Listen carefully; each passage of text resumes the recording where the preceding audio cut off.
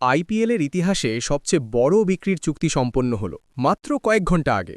Record 15,300 কোটি টাকায় বিক্রি হয়ে গেল রাজস্থান রয়্যালস।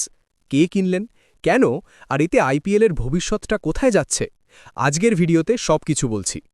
ভারতীয় গণমাধ্যম স্পোর্টস স্টার নিশ্চিত করেছে, অ্যারিজোয়া ভিত্তিক বিলিয়নেয়ার উদ্যোক্তা কার্ল সোমানি রাজস্থান রয়্যালসের শতভাগ মালিকানা কিনে নিয়েছেন।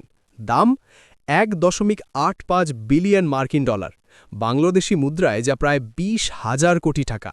কার্ল সোমানি শুধু একজন ধনী ব্যবসায়ী নন, তিনি প্রযুক্তি প্রতিষ্ঠান ইন্ট্রাএজ এবং ট্রুওরের প্রতিষ্ঠাতা। এই কনসোর্টিয়ামে আরও আছেন ওয়ালমার্টের উত্তরাধিকারী রব ওয়ালটন এবং ডেট্রয়েট লায়ন্সের মালিক হ্যাম্প পরিবার। সহজ কথায়, আমেরিকার সবচেয়ে প্রভাবশালী ক্রীড়া বিনিয়োগকারীরা এখন আইপিএলে এসে গেছেন। এর আগে আইপিএলের সবচেয়ে দামি দল ছিল লখনৌ সুপার জায়ান্টস।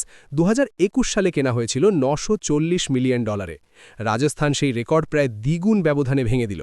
তুলনা করুন, এনএফএলের মাঝারি মাপের ফ্র্যাঞ্চাইজিও এত দামে বিক্রি হয়। আইপিএল এখন সত্যি সেই লিগে পৌঁছে গেছে। নতুন মালিক সোমানি জানিয়েছেন, দলে আসবে উন্নত প্রযুক্তি ও ডেটা অ্যানালিটিক্স।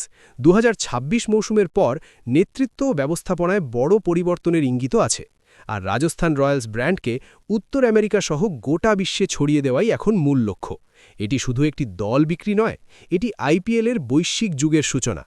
আপনি কি মনে করেন, আমেরিকান মালিকানায় রাজস্থান রয়্যালস আরও ভালো হবে, নাকি দলের আত্মাটা হারিয়ে যাবে? নিচে কমেন্টে জানান। আর এই ভিডিও ভালো লাগলে এক্ষুনি সাবস্ক্রাইব করুন। আইপিএলের সব বড় আপডেট সবার আগে এখানেই পাবেন। Like, share, subscribe. চুক্তিটি এখনও বিসিসিআই-এর চূড়ান্ত অনুমোদনের অপেক্ষায়। অনুমোদন পেলে আইপিএল পরিণত হবে বিশ্বের অন্যতম শ্রেষ্ঠ ক্রীড়া লিগে।